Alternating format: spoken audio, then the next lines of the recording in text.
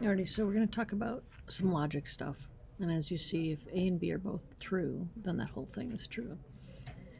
And that's an and. And with an or, A or B is true, the whole thing's true. And so an or is easier because only one of them has to be true. And so there's and or and not. And so exclamation point and then an A means not A, or the opposite of A. And you can put it before parentheses or before an individual letter. So if A is true, then not A is false. Move that there.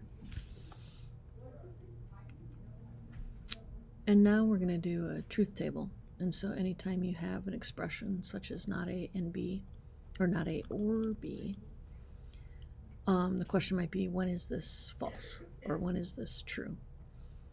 And so to quickly find an answer to this, you want to create a truth table. So you have A and B, and then not A, and then the whole statement. So as I look at A, I always do true, true, false, false, because what we're doing right now is we're creating all the combinations of A and B and how they could work together. And with B, I go true, false, true, false, so you can see that there's always all the combinations. Now, the next line is really easy because it's the opposite of A.